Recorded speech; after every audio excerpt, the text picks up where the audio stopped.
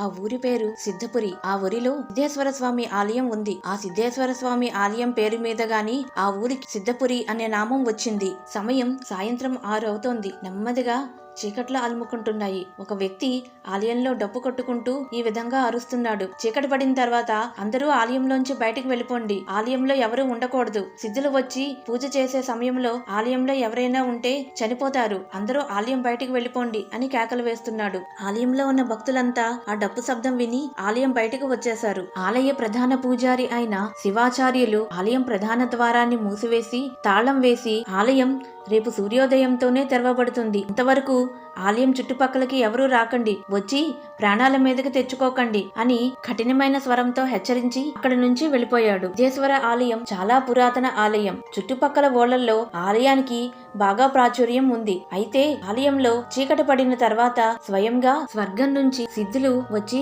ప్రతిరోజు పూజలు నిర్వహిస్తారు అని ఒక వదంతి. ఆలయంలో ఎవరైనా ఆ సిద్ధులు నిర్వహించే పూజలు చూస్తే కాలభైరవుని ప్రతిరూపమైన సునకములు వారి ప్రాణములు తీసివేస్తాయని చెప్పుకుంటూ ఉంటారు. అలాంటి సంఘటనలు కూడా జరగకపోలేదు. చాలా మంది కుతూహలంతో ఏం జరుగుతుందో చూడాలని రాత్రిపూట ఆలయంలో రహస్యంగా ఉండి చూడడానికి ప్రయత్నించారు. కానీ వారెవ్వరూ కూడా తెల్లవారేసరికి ప్రాణాలతో ఉండేవారు కాదు. సునకఘాతానికి గురై వారంతా చనిపోయేవారు. అందుకే ప్రతిరోజు చీకటి పడకముందే డప్పు కొట్టి ఆలయంలోంచి బయటికి వెళ్ళిపోమని హెచ్చరికలు జారీ చేస్తూ ఉంటారు. ఆ రోజు కూడా సాయంత్రం అవ్వడంతోనే డప్పు కొట్టి హెచ్చరిక జారీ చేశారు.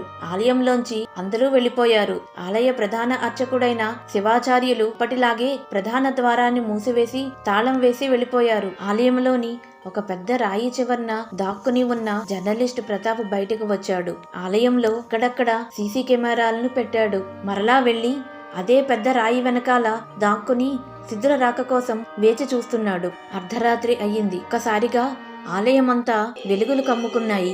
మంత్రోచ్చారణతో గంటల శబ్దాలతో ఆలయమంతా మారుమోగిపోతోంది.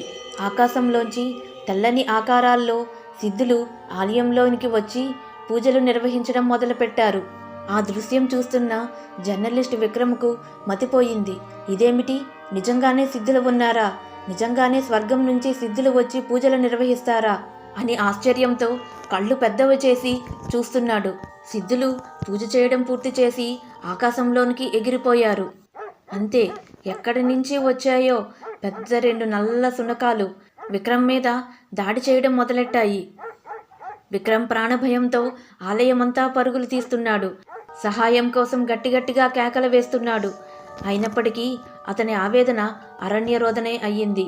ఎవ్వరూ అతని కాపాడ్డానికి రాలేదు. జేబులోంచి ఫోన్ తీసి ఎవరికో ఫోన్ చేశాడు. కానీ అట్నుంచి ఎవరూ అతని కాల్ని లిఫ్ట్ చేయలేదు. వెంటనే గబగబా మెసేజ్ టైప్ చేశాడు. ఇంతలో సునకములు అతనిపై దాడి చేసి అతని పీకను కొరికివేశాయి. అంతే, అతని ప్రాణాలు అనంతవాయువుల్లో కలిసిపోయాయి. మర్నాడు సూర్యోదయం కాగానే హరినామస్మరణ చేస్తూ ఆలయ ప్రధాన ద్వారం తెరిచాడు. ఎదురుగా జర్నలిస్టు శవం నెత్తుటి మడుగులో పడి ఉంది. ప్రధానార్చకుడు గట్టిగా కేకలు వేయడంతో అందరూ ఆ ప్రదేశానికి చేరుకున్నారు. ఈ వార్త క్షణంలో దావానంలా గ్రామమంతా వ్యాపించింది. ఊరి జనమంతా క్షణాల్లో అక్కడికి చేరుకున్నారు. గ్రామ పెద్ద రామయ్య కూడా అక్కడికి చేరుకున్నాడు. అందరూ చూస్తూ ఉండగానే ఆకాశంలో మెరుపులు ఉరుములు మొదలయ్యాయి. ఎక్కడి నుంచో ఒక పెద్ద గరుడ పక్షి వచ్చి ఒక పురాతన రాగిరేకును జారవిడిచి వెళ్ళిపోయింది.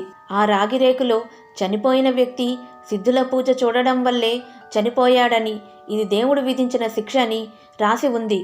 ఎవరైనా ఈ విధంగా ఆలయంలో రాత్రిపూట ఉండి సిద్ధుల పూజలు చేసి చనిపోతే ఆ మర్నాడు ఈ విధంగానే గ్రామస్తులందరూ చూస్తూ ఉండగానే మెరుపులు ఉరుములు వచ్చి ఎక్కడి నుంచో ఒక గరుడ పక్షి వచ్చి పురాతన రాగిరేకును జార విడిచి వెళుతూ ఉంటుంది. ప్రజలంతా దానిని దేవుడి నిర్ణయంగా భావిస్తూ ఉంటారు. గ్రామ పెద్ద రామయ్య ఈ ప్రజలకు ఎన్నిసార్లు చెప్పినా బుద్ధి ఉండదు. బోర్డులు పెట్టించినా కూడా పట్టించుకోరు. ఆలయంలో రాత్రిపూట ఉండడం దేనికి, ఇలా ప్రాణాలు కోల్పోవడం దేనికి? ఆ చనిపోయిన వ్యక్తి వివరాలు తెలుసుకొని వారి కుటుంబ సభ్యులకు సమాచారం అందించండి. అలాగే ఆలయాన్ని కూడా శుభ్రపరచండి అని ఆజ్ఞ జారీ చేసి అక్కడి నుంచి వెళ్ళిపోయాడు. గ్రామస్తులు కూడా ఒక్కొక్కలే అక్కడి నుంచి నిష్క్రమించారు.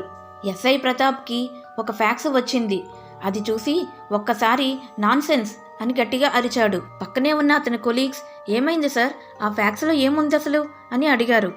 స్వర్గం నుంచి స్వయంగా సిద్ధులు వచ్చి పూజలు చేస్తారట. అది చూసిన వాళ్ళు ప్రాణాలు కోల్పోతారట. జర్నలిస్ట్ విక్రమ్ ఈ విధంగానే చనిపోయాడు. ఈ రోజుల్లో కూడా ప్రజలు ఇలాంటి మూఢనమ్మకాల్ని ఎలా నమ్ముతున్నారో మనం వెంటనే అక్కడికి వెళ్ళి ఈ విషయం ఏదో తెలుసుకొని రావాలి. టీంని సిద్ధం చేయండి అని ఆర్డర్ వేశాడు. అక్కడ ఉన్న కొంతమంది వద్దు సార్, దేవుడితో పెట్టుకోకూడదు, దేవుడు శిక్షిస్తాడు అన్నారు. నాన్సెన్స్, శిక్షించేవాడు దేవుడు ఎలా అవుతాడు? రక్షించేవాడు దేవుడు అవుతాడు. దీని వెనక ఉన్నది దేవుడో దెయ్యమో కాదు, ఖచ్చితంగా ఎవరో ఒక మాస్టర్ మైండ్ పనిచేస్తున్నాడు దీని వెనకాల. ఆ రహస్యమేదో తెలుసుకొని తీరాల్సిందే. ఈ రాత్రికే మనం ఆ గుడికి వెళ్తున్నాం అని ఆర్డర్ పాస్ చేశాడు ఎస్ఐ ప్రతాప్.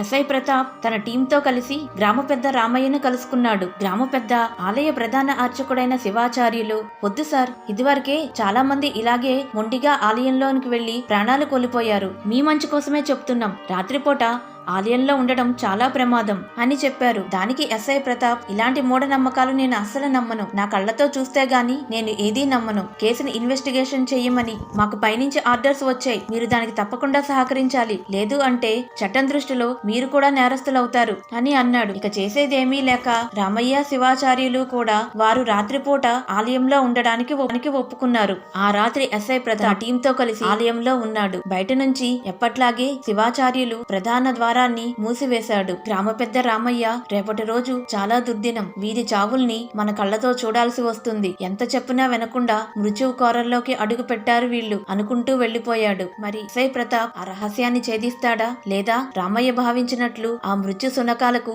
బలైపోతారా? తరువాత భాగంలో తెలుసుకుందాం.